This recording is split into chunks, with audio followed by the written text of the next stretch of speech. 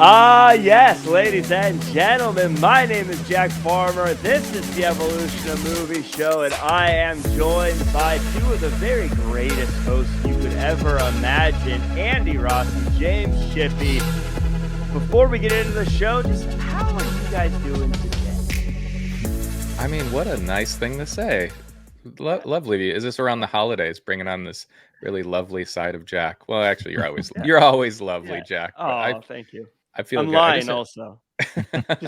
Hey, Through my teeth. your fingers. I want to crossed. see Jack if there, because he's so nice and genial. He's a genial bloke. I want to see someone, really cross him. Like how he is in a car when someone, cuts him off on the freeway, and he just loses his I shite. see Jack as like Ned Flanders, where he's all nice, and then one day Homer's gonna get it, whoever your Homer is in your life. Yeah.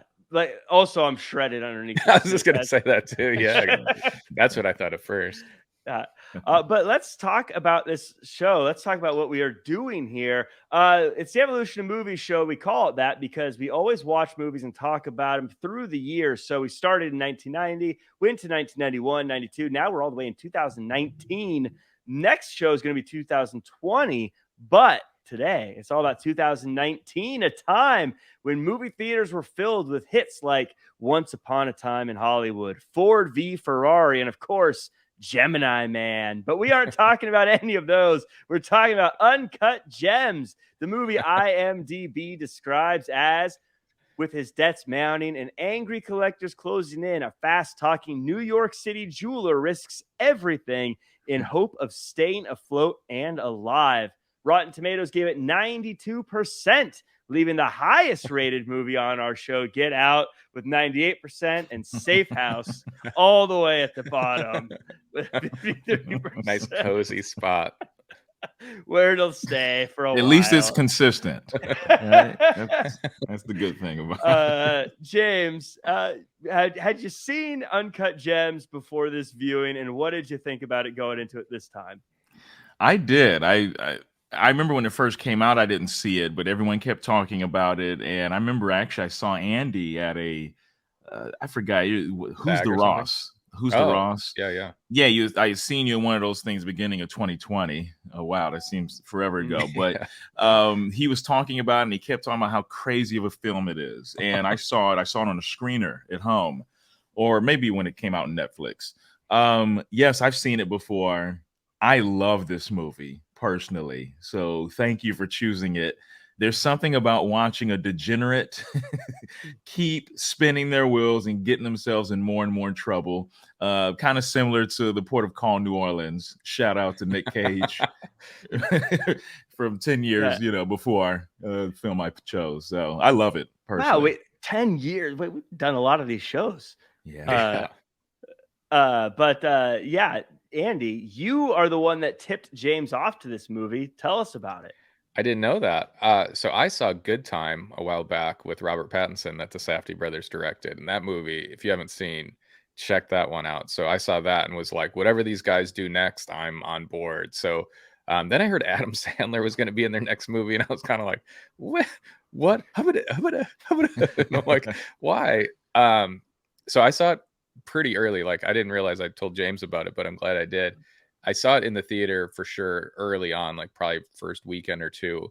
And I'm glad I did, because we'll get to it. That ending, the whole theater was like, ah! like screaming.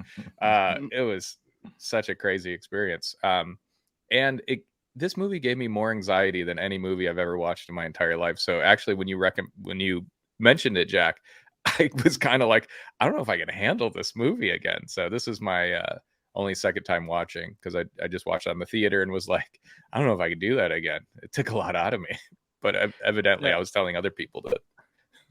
Yeah. Hey, you want some anxiety?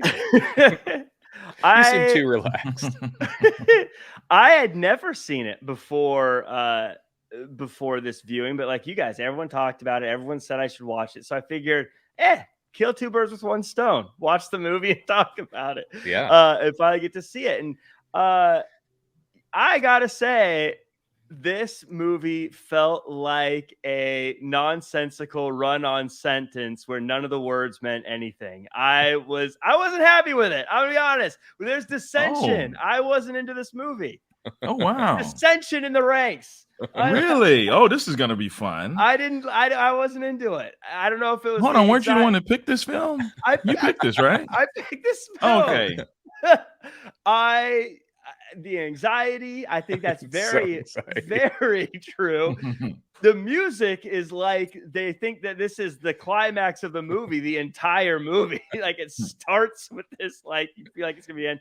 But I don't want to get too far. We'll break it down step by step. Yeah. Before we do, I do, as always, want to thank everyone for watching, liking, commenting, sharing, subscribing, 5-star reviewing. Why don't you, if you're bored, you're looking for some way to fill your time on the holiday season, go on to Apple Podcasts and leave a 5-star review and write up a nice little note, something that says, "This is my favorite podcast. Everyone should listen to it." Those guys are all swell. You guys ready to talk? Copy that verbatim. Yeah, why not? Let's talk about this movie. Let's get into it. The setup. In a desert mine, a man has a broken leg and everyone's upset about it. And while they're arguing, 2 other men sneak into the mine and find themselves an uncut gem. I said it. We travel through the gem and into a colon in New York, 2012. So we get sort of the early on peek at what this movie is going to be about. Clearly, essentially kind of a stolen gem going to a guy in New York. James, tell us about the setup and sort of where we're at in this world. Yeah, I don't know the way your setup with it going into a colon, which is New York. Some people might think of New York as an actual colon. I don't want any of that smoke from New York. They can. No, I don't. They're think all so. good people. Oh, I love New York. They're very swell. I love it. I used to live there. I love New York, but yeah, I think the setup initially it's just chaos, right? I mean, I don't know, like and maybe Andy, you can speak on this, the metaphorical nature. Honestly, I don't really see the connection of the colon, so to speak. You know, I know in the grand sense he has a health scare, right? If someone's getting a colonoscopy, it's, maybe they're getting it because of the age range or because of like a family history or something. But I mean, we basically just go right into like the chaotic nature of Adam Sandler's lifestyle, which he's a New York jeweler. This is a jeweler district, and I don't know if you guys noticed, but you see a lot of people in the film that look like regular. They don't even look like actors. They look like real deal people. So it's just the chaotic nature of his life that we see in those first 15 minutes. He's wheeling, he's dealing. I think KG comes into the jewelry store, and it's a big deal. He's got Lakeith Stanfield, like, shout out, because we just saw him in Get Out. Yeah. And this is a completely different kind of role. We're seeing his range in this. He's kind of a hustler himself, and he knows everyone left and right. And Adam Sandler, once someone is a degenerate gambler, they got their hands in so many ways. The money's never just in one spot. And so we're seeing all that stuff unweave, and it's actually kind of confusing. You'd almost have to write it down. How many people he owes here, how he's moving money over here. It's too much like for the mind to think about, but it seems like he has it all figured out for us as we're just kind of manically following his existence. Yeah, it's I will say to everything I said before, this feels like it would have been a good book, because I think it would have been easier to maybe digest. But because this movie, it starts and it feels like everyone is talking at the same time the entire movie. That was just me. Before getting into the actual story of it, Andy, I want to get your thoughts just again on the setup. So we're clearly, James had touched on, we find out that he's a gambler. And before getting too far into that kind of stuff, again, these guys snuck in and got the uncut gem. So it does tell me a little bit. I think it tells us, the viewers, and I'll let you kind of build off this, that some nefarious means are being used. Clearly there's some shortcutting going on, and we're kind of getting an idea of the kind of people that we're going to be dealing with here. Yeah, For me, I think the thing that I was struggling with in the beginning was getting used to Adam Sandler. It's just Yeah. his teeth and the way he was talking. Like, we poor Adam Sandler, we've ripped on him a lot on this show, but he was like my favorite actor when I was like 13 years old. And so I think of him as Billy Madison and Happy Gilmore. So for Him me, and I was Denzel Washington. Like, I know. I still can't believe he didn't get Safe House. Yeah. Well, if he would have got it, it probably got it like a 97. Yeah. But okay, that was a joke. Yeah. If Denzel's listening. Though I will say it would real have been quick, fun to see them swap roles. we made the joke about Adam Sandler being in Safe House and it being funny. Denzel actually would have killed this role if they swapped this role. Oh, it would have been nice. I think he would have actually been able to pull this off. And he had his version of this, which is Flight, which literally came out in 2012, even though this is a period piece. And I just want to say real quick, just to piggyback on what you said about that beginning thing, is that, there's a political statement about, diamonds, right? Blood diamonds, jewels from like Africa, sub-Saharan Africa, right? And about like the immoral ways that people get them and like what people's lives are at risk. And like I said, we do see a man's like all of the meat is off the bone. Forgive me, it's early. Yeah. But all the meat is off the bone of his lower leg. And they're like, oh, okay, we got to tend to him. But it's like, oh, well, it's worth it. I think even at one point he looks at the diamond, which, I mean, it's mesmerizing. It's magical. As we see, it's magical. It's beautiful. People will risk anything to have this, whether it's their life or their safety. And I think maybe that's kind of a small political statement they're making, which is good. They don't go too deep into it. At a point later in the film, someone talks about that political, social political aspect, but we'll get to that later. Yeah, that was actually my favorite part of the movie is that talk, and we'll get to that. Let's kind of get into you talk about the meat on the bone. Let's get into I call it the meat and potatoes of the movie.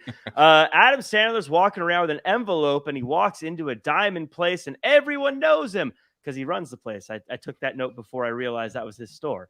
A dude slaps him in the face, so he calls Arno, who doesn't answer. So the dude takes his watch and the money from the envelope. He goes to his girl's house and snuggles before selling some jewelry and betting it on a basketball game. Speaking of, Kevin Garnett shows up to the store, and one guy wants to sell him watches, and another employee is mad at Adam Sandler. But in a fish-wrapped package, those uncut gems show up to Sandler's store. Kevin Garnett wants the opal, which is the uncut gem. So he rents it for a night, and Howie, who is Adam Sandler, takes Kevin Garnett's ring. Andy, I want to start with you on this one. Already you can feel, we've already talked about it. It feels like everything's happening all at once. It's madness everywhere. But already you can feel the weight of Kevin Garnett's ring, because you know that is not only valuable, but it is also personal. And you could already feel that, don't lose that ring. This whole film, like right now, like I'm actually getting like a little anxiety, like thinking about it. It's just so crazy. Like everything's just like, it's just nuts. And it's interesting because I think there are people that love the chaos. They like to be inside the chaos. I think if Adam Sandler's character, he couldn't go to like a log cabin and just chill in the middle of the woods. He needs this constant. They even mentioned later about going on vacation. And I'm like, this guy needs a vacation, but I don't think he'll ever take one. He likes this. He likes to be surrounded by chaos. And one other thing I really like about this movie, James mentioned it. You look around, like there's not any recognizable faces too much. Judd Hirsch is in there later, and John Amos has a cameo. But aside from Sandler, like those guys that are like roughing him up, those guys were great. The one guy in particular, kind of a blonde looking guy, looked like a very 80s, like Karate Kid, Johnny. His name is Phil. I'm looking at his real name is Keith William Richards. His character's name is Phil. We never even hear his character's name in the movie. How good is he though? And I looked him up. This was his first movie. Are you talking about the main, like kind of the main henchman, the main muscle? The main the main henchman, the muscle. He's got like a raspy voice. He gave me really big. Is it Viggo Mortensen in what's the movie where he has the naked bathhouse fight? Yeah, that's Viggo History of Violence. It's a different movie. No, right? Is it Eastern Promises? Eastern Promises. Yeah. He gave me. So Eastern you wanted Promises to see him naked? Well, yeah. Adam Sandler. I'm sorry, Howard Ratner, or as Julia Fox, Howie. the set of cojones or the cajolas. Okay, I like to mispronounce it. The cajolas that it takes for Sandler to always kind of be talking smack to this guy or like yelling back at him. This dude is scary. Like, Yeah. that's let you know how bold how he is throughout the whole movie. I'm sorry, I just love it. It's just a very chaotic movie. It's very chaotic. That is true. And then they bring in Kevin Garnett, who is a pretty great actor playing himself, and it was great for me It's to compelling. he played was a compelling great. version of himself. And even him leaning on the glass, I thought was so great because you're like, the glass is gonna break eventually. Because he kept saying, "Oh, Kevin, don't lean on the don't lean on the and it does, and it I did like how Kevin Garnett playing himself added immediate stakes to it because you could feel like, okay, this is a real guy who has real value, who, as opposed to if you have a character like an actor come in and play just like, hey, I'm a rich guy. With Kevin Garnett, you're like, oh, this is legit. This is a real thing. But something about Howie and James, to your point, is, and everyone in this movie really is just confrontational with everybody. Like, nothing is easy. Every single conversation is a fight. I feel like if you're like, hey, can I use the restroom? Oh, you're in for an argument. This is not going to go easy. Every step of this movie is just painstakingly difficult, to the point that, again, don't want to lead us on too far, but getting through a door can be a huge headache. And a great setup for later. Yeah. I mean, there's great setups and payoffs in this film. I honestly think this film reads more like a play, to be honest with you. The way the dialogue's popping over each other, not a lot of playwrights won't do this, but sometimes you'll see a good stage play where there's a lot of speaking over each other, and it's like, I'm not going to say it's melodic or musically speaking, but there is a rhythm to this movie. So it is interesting though how all the guys still do business with him. Like, he goes to the I think it's played by Mike Francesca, who's like a New York sports guy. He makes a bet with him, and then he goes to the pawn shop, and like they're all like, it's you again. Okay, what can we do for you? I'm just like, I got this on the VIG. Okay, if it takes a few days, it's all gamble talk. Unless you know it, you're just like, it's just over your head, but you're trying to keep up with it, and it doesn't want to explain anything to you, which I think is good. Well, and that's, to the point of the gambling, Howie immediately pawns the ring and then you're like, okay, well, he's got money. He's going to use that to like pay someone off. No, he puts all the money on Kevin Garnett. Then his wife gives him a hard time, and she implies that they're getting a divorce eventually. Howie wins the bet and goes to see his girl on the side, and surprises her by jumping out of her closet, which I thought that was kind of a weird setup there, but Garnett keeps the opal another day. So Howie drives to Philly, and his buddy leaves him behind. At Howie's daughter's play, the bad guys kidnap him and tell him they stopped the bet, so he didn't win the money. They take everything he has and leaves him in the trunk of his car naked. This was one of the heartbreaking things, because he won the big bet. Yeah. And it didn't matter. They blew it for him, and then leave him naked in his trunk. That sucks. He was lucky though. He got out quick. I was going to say, Andy, and I'll let you talk about this as you go into how he got out. They left him naked, but they left him with his phone. I thought that was interesting too. We're not complete monsters. At least let the man have his phone if he wants to text someone or. Yeah, but Andy, tell us about all this craziness going on now. Yeah, I mean, it's all insanity. And as you mentioned, I thought the closet thing was a little odd too. I think my childhood of knowing Adam Sandler, I thought it was weird to see Adam Sandler text, "Are you wet?" or whatever he was texting her. I'm like, Adam, it's like when you first find. And then his mouth is a gate. So you see like the teeth, he's just like, I mean, you can't if you're listening to this, but it's the ridiculousness of the mouthpiece, his film piece. Like I said, those teeth are sticking out like that. And it makes you think, like, is that really how he looks? Or did they just give him a prosthetic mouth? I don't even know if that's possible. Prosthetic mouth. But all of it is insane. And like, you do kind of feel for him in a sense. You're just like, because I thought for sure when I first saw this that he was going to put all that money on KG and he was going to lose. But I think it's a pretty smart move to be like, no, he's actually gonna win, but then he's not gonna actually be able to collect. Like that's the ultimate like kick to the nuts. And then just seeing that, like I said, that guy that plays the main gangster. Imagine like you're at your kid's play and you look behind you and that guy's there. You're like, oh god. Yeah, You remember he says to the guy, like, can we talk outside? And the guy says, you sure you want to do that? Yeah. I was like, dang, that's so scary for the dude to say that. And the boldness, I think he like chops the guy or like punches him in the face. He like punches him to try and run away from him and kind of going backstage with his daughter and all those people. It's so much tension as he's running away and running across and you remember he's like using his key fob to like try and like unlock his car. So I guess he can try and jump in his car quick, but the dudes tackle him. Yeah. And you clearly think he's about to be, ended, if this wasn't a movie, a 2-hour film. But, there's a relationship. I'm not going to get into it, but the guy Arno, they're kind of taking it easy on him, considering what he owes in the car. And we'll find out later why that is the case.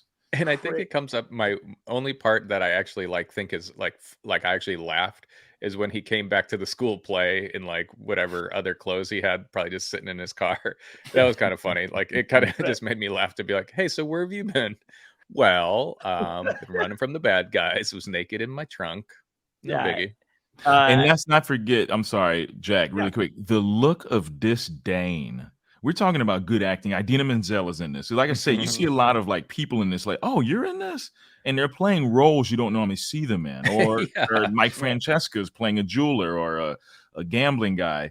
The look she gives him when he's like, when she opens the trunk and he's like, I'm okay. Okay, I just lost something. You can go back inside. And she just looks at him the way like she knows him more than we do. She knows how much of a degenerate her husband is. Oh, and she lets him know later. Oh, yeah, she definitely does. But it's just the look she gets, just great acting without saying a word. And she goes right back in without saying a word to him because she knows what she knows. This may not have been the first time she's caught him in the trunk of a car. Right. It was so this is where things continue to get worse. This was a hard movie, by the way, just so you guys to break down into like because nothing stopped. Like I keep waiting for like breaks so I could say, okay, well that's the chunk. But no, this thing just, like I said, there's no periods in this sentence. It just keeps on going. So true, yeah. So back home, Howie's daughter isn't a big fan of him. And so he goes to see The Weeknd, who won't perform without a black light. Damani says KG still has the opal. So Howie yells his way backstage, and his friend asks about the Jesus piece Howie sold earlier before Howie picks a fight with The Weeknd over his side chick before he goes to sleep at the office. She still wants to fix things. He's still mad. And Kevin Garnett brings back the opal, but wants to keep it forever. Now he needs to get the ring, and Damani wants to quit, but his watches are gone, so he dumps wine in the fish tank. But hey, Howie doesn't have colon cancer. So again, like I said, I'm trying to like silver lining. I'm trying to like there's so much. So first off, I get the answer. This is where there's a lot of parts for me where I was like, why did we sit through this? And what I mean is, like, first off, the daughter isn't a fan of Howie. And I guess this might be a character developing piece, but then it made me feel like after the play and this, really the daughter's involvement was unnecessary in this movie. Like, and that kind of bugged me. Maybe it doesn't matter, but there's also things like he steps on the weight scale to see how much he weighs, and then it shows us, but then it doesn't really come into play. And then, not that I want someone to have colon cancer, but he's free of colon cancer. Like, so why do we go through the opal into his colon and have this as a beat anyways? Why was this even in the?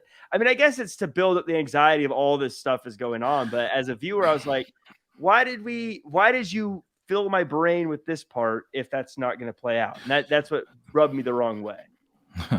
It's funny you mentioned that. And yeah, you're trying to find like what are the connections here, right? So obviously, if you think he's having a colonoscopy, he's worried about colon cancer.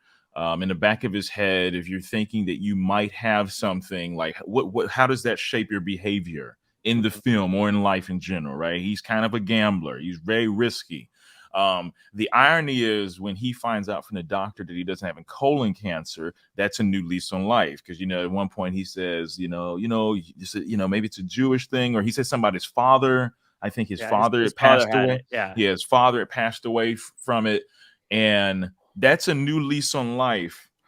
But he doesn't get a chance to enjoy it. And we see that throughout the film. We see all these small wins, but they're kind of taken away, And at one point in the film, he says, I can't deal with all this, which all this is mostly what he's created. He's created his reality, right? And that's kind of come on, you can't deal with this, but these are all your choices. But it's just to let us know he can't bask in a win too long. And he wins throughout the film. But it never happens. True. And something Andy said, and I never thought about it like this, like it's probably worse if you bet. You can lose a bet, but to win a bet and you can't collect, that's probably psychologically, like, I don't know what that would do to me, especially if it's money that's supposed to like save my life, so to speak. Right? Yeah. And the amounts that we're talking here. Yeah. Now, one thing that they did good, and this is counterintuitive to what I just said. One thing I did like, though, is that the guy said, "Hey, where's my Jesus piece? I need it back," because, of course, we saw earlier he pawned it for cash to go make the bet. But I like that they're reminding us, oh no, he still owes this person money too. And throughout the film, they do a lot of, by the way, remember, you still owe this person, you still owe this person, and that was a small moment that I thought, that's cool. I'm glad they brought that in there, Andy.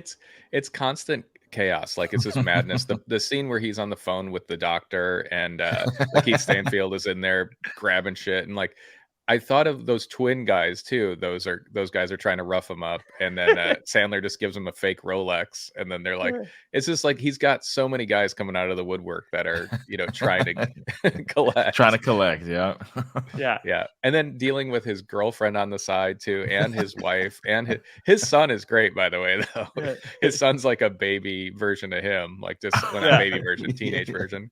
But he's all in the basketball. Foul mouth, baby face, loves basketball. He's like a small version, like chip off the old block, so to speak. Yeah. He did a great job there. Is this the scene where Idina Menzel tells him how she feels? No, we haven't gotten to that. That's at a party. Where's another huge reveal? I love that part. Great reveal at this party, which I'm about to get to, I'm sure, Jack. I wanted to say something that was brilliant about this being based in 2012 is they were able to get a lot of these people and treat them as big stars, even though they may not. Like, it was like they were able to use Kevin Garnett, who at the time was a bigger star because I believe he's still playing basketball. He's still playing, yeah. Where now he's got the time to film the show, though, to be in a movie, though. But also they could do fun stuff like with The Weeknd, where they're like, oh, this guy's going to blow up. He's going to be a big deal. And you can have him in a small, intimate concert setting for a scene like this. Because if you did it modern times, you'd say, dude, he's at the Super Bowl. It's a Super Bowl. You can just sneak backstage, but you could believe he could sneak back into 2012, The Weeknd's show. Fun to see The Weeknd, by the way, be a part of this and get in a fight with him. That was a fun. I was thinking about that with KG. So was he going from like Boston to New York, going to that jewelry shop? Is that kind of what we were led to? Because he was in that shop a lot. I mean, Boston, New York is pretty close, but it just felt like he was.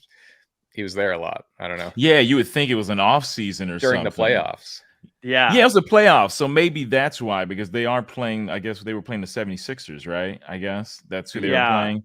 So, and anyone who's lived in New York, I mean, it's not a lot, but I lived there for a few years, and you would always meet someone that would commute from Philly to New York for work.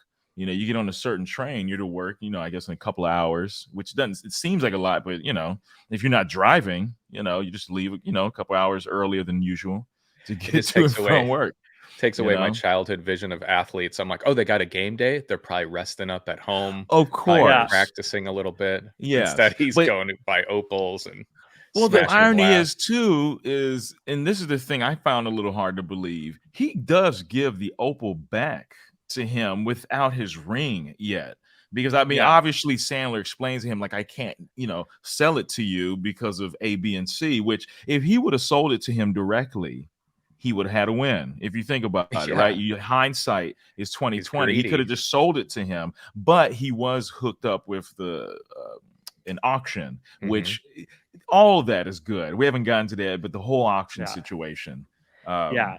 Speaking of doubling down, but let's talk about this dinner, because this was a fun part. At dinner, we see Arno is actually part of the family, and at dinner, Howie is able to explain a lot of money is coming in with the opal to Arno in a way. He also wants to reconcile it with his wife. She's not having it though. He checks on his ex side chick's apartment, and his son figures out what's going on here. This was very good stuff, I thought. Very interesting.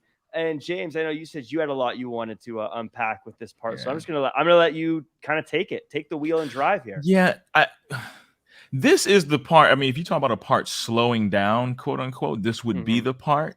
And it's offering us so much exposition without it, which is masterful storytelling in a sense.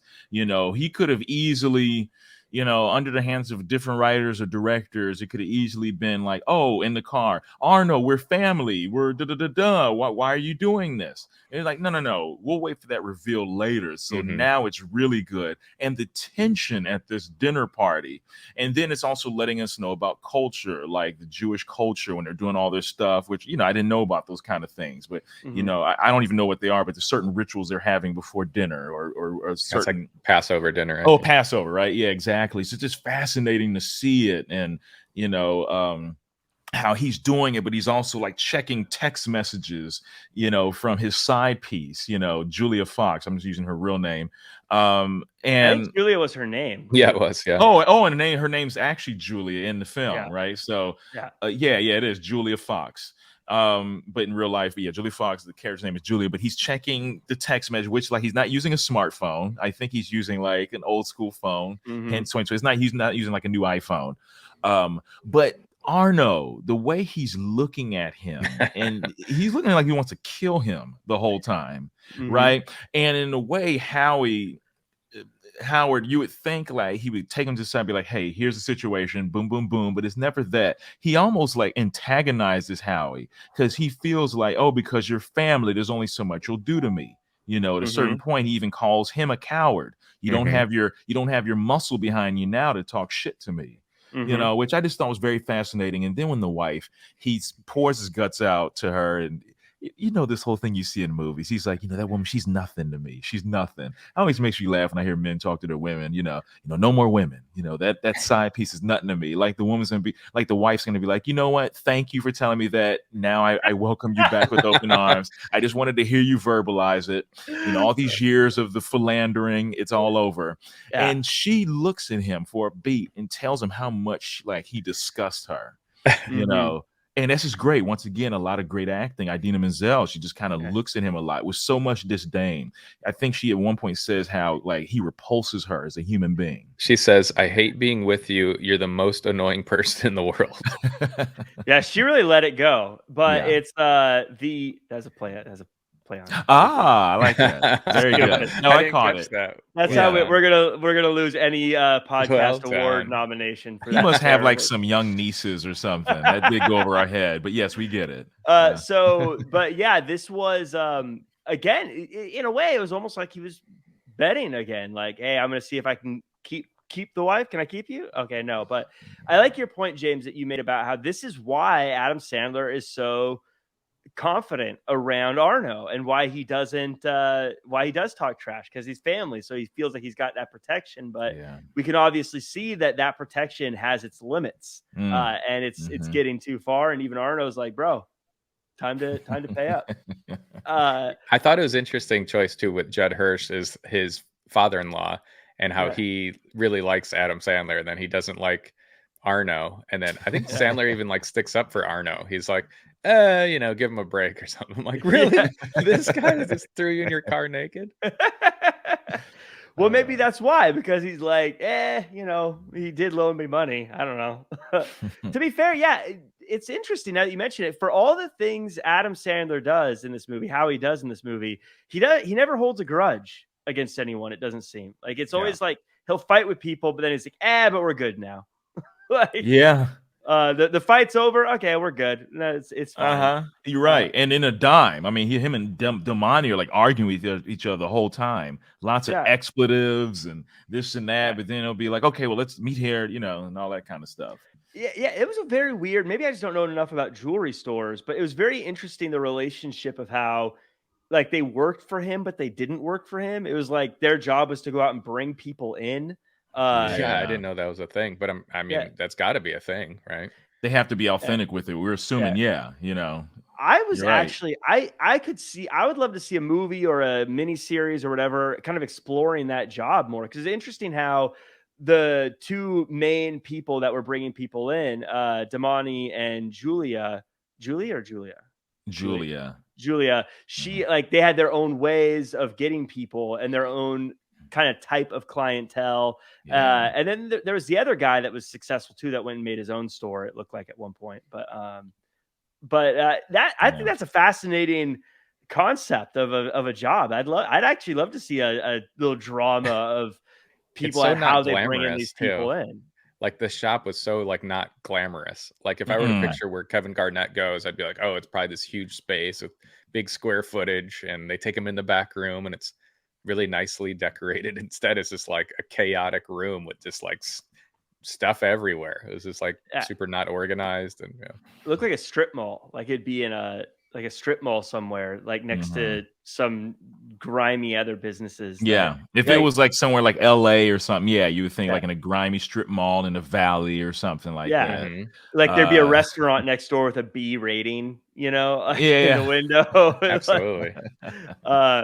Well, it's time for the auction, but before the auction, he sees that they've only listed the value of the opal at $155,000. So he has his uncle fake bid to raise the rate, and it ends up costing him. So now he owes his uncle, he owes Arno, and still needs to get Garnett his ring back. So he... I love this part, though. He gets chopped in the throat and thrown in a well. He finally snaps because everything is going wrong, and his side chick gets his name tattooed on her. And another guy looking to collect shows up, the twins guy, right as KG wants to buy the opal, but he's mad at Howie about how he's made it so tough. And so Howie bets everything on KG one last time. One big score. This was an incredible part of the movie, and this is where I enjoyed it. Again, I felt my sensory overload, so I was kind of fried at this point. But there's a lot of different pieces to this that I like. Let's start with getting the uncle to bid to raise the price. James, again, kind of. I think it's isn't it his father-in-law? I think it's his father-in-law. Okay. Judd Hirsch. Yeah. It's funny because Judd Hirsch comes, I think, with another brother-in-law, and he's like, "Oh, KG's here. Yeah. I spoke to him. He can't wait to sign autographs for you." Yeah, I love that. It's kind of getting his uncle there. He's always hustling. He's always thinking ahead. Yeah. And I love how when he's on the phone with, I guess, the auctioneer lady, he's like saying one thing while she's saying another, and then when he hangs up, he's like, "Yeah, so she said to go ahead and put the money back up, and I'll go ahead and take all these out." She's like, "Okay, well, I just need to go." He said, No, you don't need to do that. You don't need to do that. Like, let's just go ahead and do this, and then that doesn't work out. The receptionist, real quick, if I can jump in, I loved it how he's like, "You don't need to call her." She's like, "Oh, I'm calling her about something different." Yeah, I'm calling about something else. No, totally something different. It's like, yeah, come on. But no, it's so New York though, because at one point she's like, "I'll call her, but you need to change your tone with me." I keep saying this, and maybe I recall I'm romanticizing it, but in New York, when you live there, people will kind of talk to each other any kind of way. I mean, people are cool too, but there's no niceties. Like, they're going to be very kind of straightforward with you. So in a way, you kind of like it and you get used to it. Even if you're not from there, you just become of it. But the tension, I actually rewinded this part when Judd Hirsch when his father-in-law bids that next highest number as they're going back and forth with KG turns to, I guess, his agent and he's like, I gotta have this. Trust me, I got this. And then you just seen the camera behind him. At one point, the auctioneer's like, okay, do you want to bid again? Do you want to bid again? And he just waits a second, and he just shakes his head no. And then the camera goes on Judd Hirsch. Then it goes on Howie. And it's like, oh my God, can you believe this? Like now his father-in-law is in the bag for and the too gangsters much. are in there. And they're in there watching. It's like it just like I said, this dude cannot get out of his own way, and the karate chop into the throat. I mean, he's lucky once again. It's all that happened. The guy keeps warning him. Call KG. Yes, he pretends to call KG to take the phone off his hand.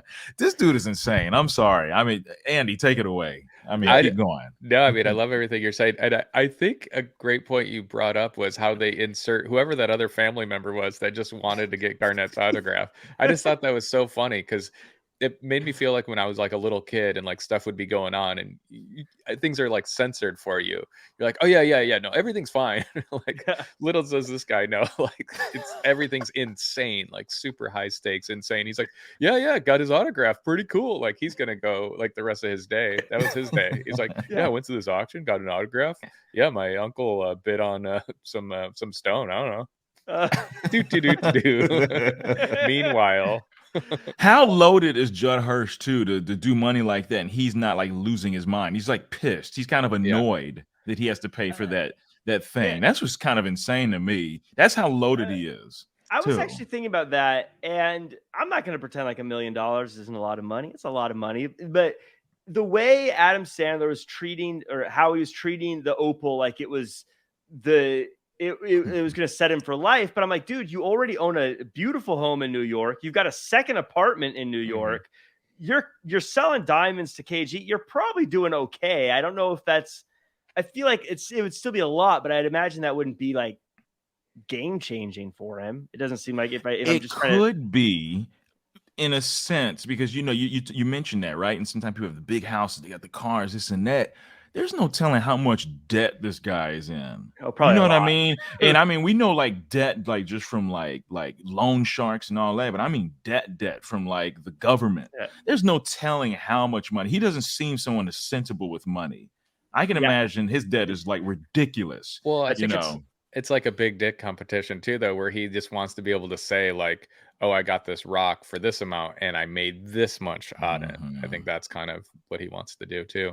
Which is kind of what happens in this. And that's kind of what I thought was the best moment is when KG, and this was kind of going back to what you were talking about, I think earlier, James, is where Garnett's like, look, I bought it. How much did you buy for it? Buy it for? And he says 100,000. And he's like, and you know, Adam Sandler's like, look, that's a lot of money where they are. And he's like, yeah, but $1 million is more. Like you're taking advantage of these people. And then he changes that into like, what, you think you're not going to take advantage of bad teams? You're not going to wreck them. You're not going to do the same thing. This is the game. This is the hustle.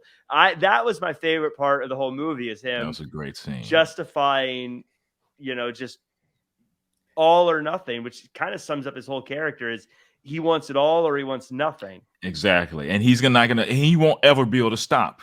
To be honest with you, it's just not in his nature. You're right. He could have won right there. He got all the money from KG. Excuse me. He invited Arno and the hustlers over at that point to pay them off, and he can take care of all of his debts at this point, at least the ones we know of, and it could be over. Just think about that, you know. And once again, but that's not great drama. It's watching him make bad decision after bad decision. Oh man, that part is just so crazy. You're just like, oh, good, everything's good. They're gonna see Garnett's there. He's gonna repay his loans, and then all of a sudden he's like texting Julia, like, meet me out by this window. I'm like, uh-oh. When KG comes in, though, it's so good. He's like, man, what are you doing with my head? Like, I just love that. He's like, like, you know, like anybody else would have been just like, just sell it to him. Instead, he had to go this whole crazy route, you know, making his life insane. Could have just been like, here you go. Also, and I want to, because I don't want to bury the whole lead here too. Of course, the conversation with KG was one of my favorite parts. But right before that is, and I'm not an acting. I don't see acting. I'm not as good at finding good acting or whatever. But when Adam Sandler, the character, how he breaks down, I thought was a really good performance when his side chick comes in and he's like, don't look at me. Don't look at me. And like, he's like, why can't I'm trying so hard. Why can't I win? It never goes right. He did a very good job of getting me to sympathize with him. They're like, yeah, he is working really hard. Like, it's not like he's taking shortcuts, but like, boy, they are the longest shortcuts I've ever seen. He's going all in. And at that point from the movie, I guess that whole third act, we see how much that Julia, at one point you're thinking, oh, okay, well, she's with him because of A, B, and C. Maybe she is, but she genuinely likes him. I don't care what anyone says. You don't get anyone's initials or name tattooed on you just so you can keep an apartment in New York. She's not a bad looking chick. She can find another sugar daddy. I mean, she was in a bathroom with The Weeknd. She would do okay. Yelling at each other was so good though in the car where she's like, I hate you. I'll see you tomorrow. Yeah. Yes. For all public consumption and doing like the tramp walk back and everyone's making fun of her. And she's like, that's why you're in line, bitch. And all that stuff. So funny, man. But yeah, it was a good, it felt like she takes a helicopter. This is how crazy it is. He calls a helicopter really quick to get her to go place a bet at the after Mohegan he was Sun. just hung out the window. Oh yeah, after he was hung out the window. Was this after? Oh no, he set it up and then he got hung out the window. Oh no, he got hung out the window, then he did it, right?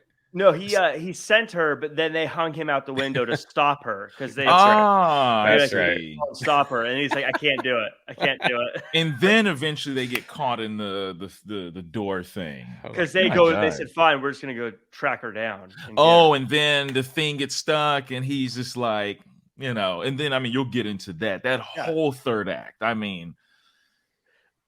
So it's that's as we do get to the end, the bad guys, they don't like that he's putting it all on Kevin Garnett, so they beat him up, and then they get stuck in the double door. They make a call to go for the wife and kids, but this girl is making the bet. She's hanging with this helicopter guy to avoid the bad guys, and Kevin Garnett delivers. They win. But Howie gets shot in the face anyways. Then Arno gets shot in the face. The girl leaves the money, and we zoom into Howie's bullet hole and the universe. This was, Andy, you mentioned that the crowd being shocked. I was definitely I was like, oh yeah. But because it finally he hits in front of the gangsters, so it's like, guys, we got it, we got the money, let's all rejoice. And I thought, I'm like, oh, this is gonna be fun for the guy to be like, all right, finally you came through. Sorry, he did say that too. He says, okay, you won, you won. He said it very calmly, and that's what you're thinking too. Oh my god. But yeah, you're right. He said, okay, you won, but little do we know, wheels have been turning his head. They keep cutting him. I'm sorry, I cut you off. No. Andy, I wonder if this was like the only ending they ever thought of, because it just seems so crazy. Like, I guess that's the ending he was kind of leaning towards. It was just so insane, because I was like, oh, he hit. Everybody saw that he hit. He knows they know the money's coming. And then I thought for sure that we got to talk about the helicopter guy. I don't know who this gentleman is with the super tan and crazy hair, but he is amazing. I think his name was Wayne in the movie, but I thought for sure that dude was going to take all the money and run. But yeah, it looked like he was when he was walking out with the bags. I was thinking, oh my God, he's going to walk. His name in real life is Wayne Diamond, and he's an American fashion designer. His name is Wayne Diamond in real life, and then the character's name is Wayne as well. He is my absolute number one hero. I want to be Wayne Diamond when I grow up. What a cool... GQ did an article on him in February 4th of 2020, and it's titled "An Afternoon with Wayne Diamond, New York's Last Bon Vivant." That's amazing. He's got a tan every day, right? Oh, that wasn't for the film. That is... That tan was already there.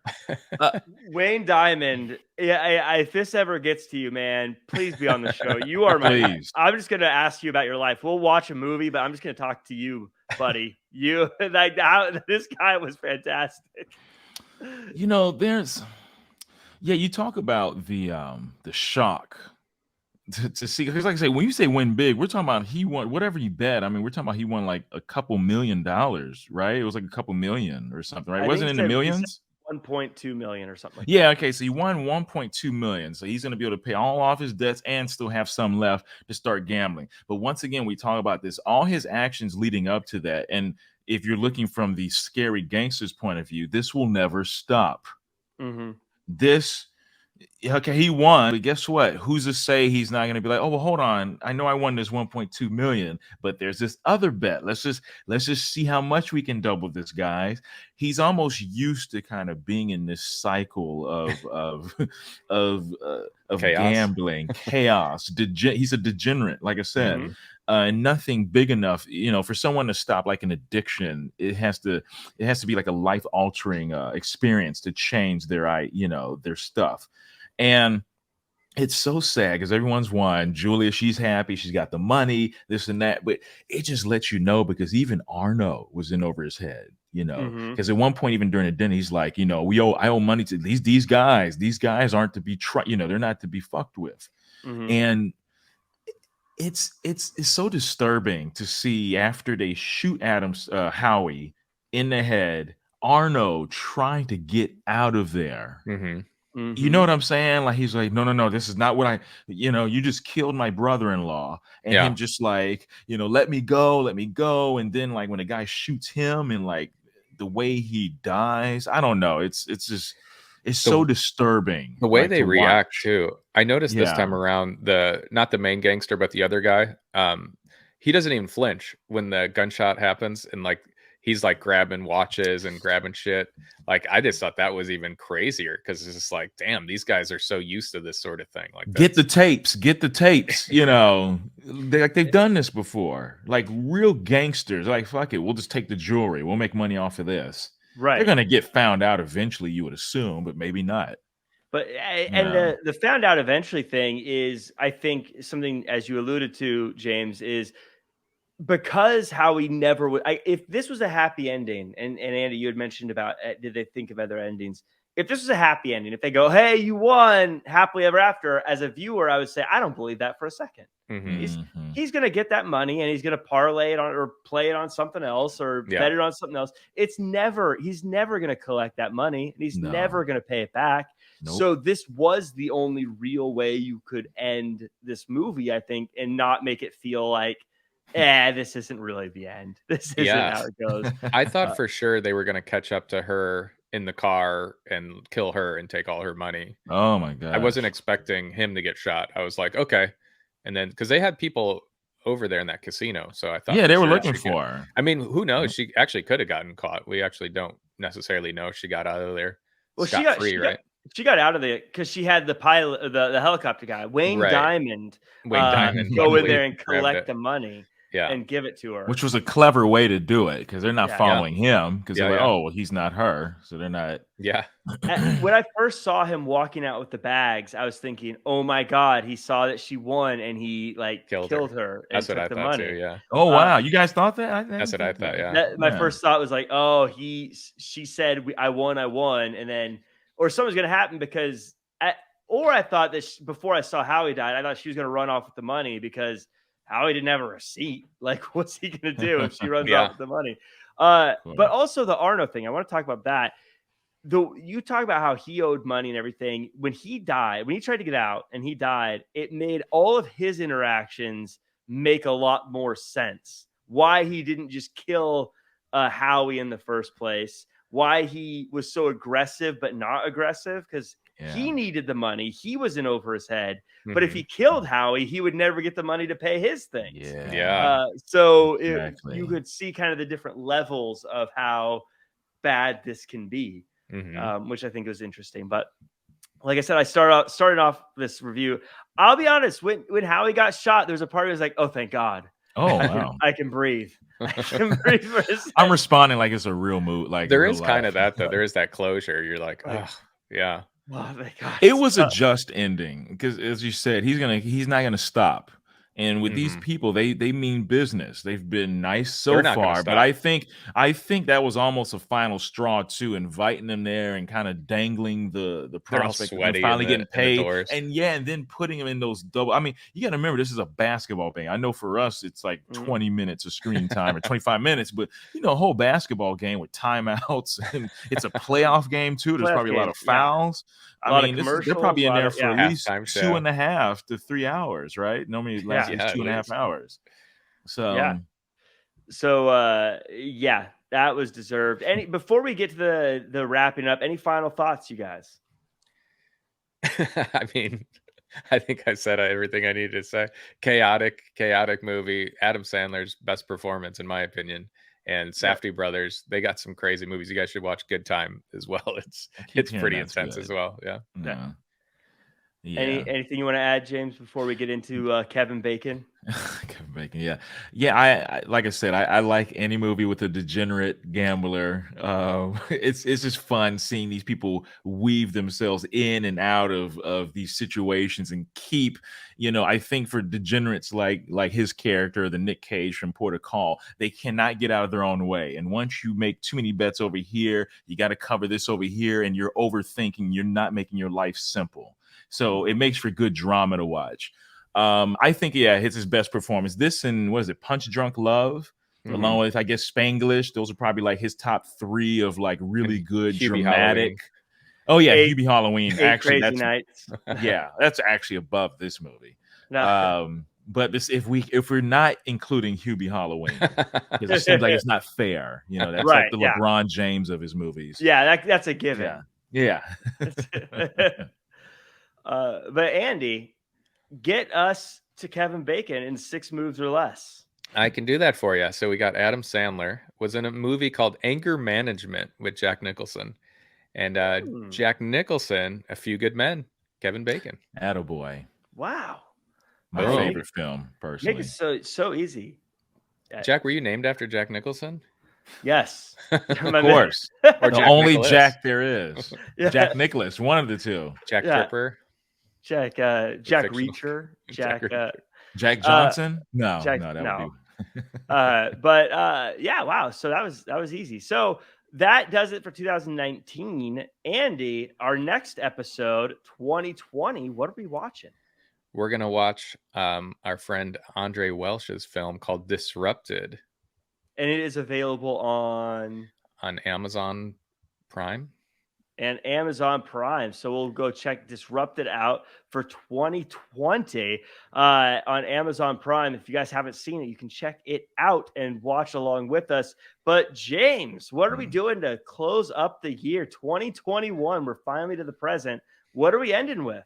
I so wish this was coming up a few weeks from now, because I would totally pick Matrix Resurrections. Yes. I was just watching those trailers last night, and I'm kind of geeked out for that movie. But no, we're going to pick another movie that you can watch on HBO Max, Warner Brothers. We're going to do King Richard with Mr. Will Smith playing the father of Serena and Venus. Williams. I was just going to say, you mentioned Matrix. Do we know why Lawrence Fishburne isn't Morpheus? It has to do with kind of an alternate reality, so to speak. So, and they'll peel that back. And maybe he was filming something. I don't know. Good question. I mean, there's the truth answer, and then there's what the movie says.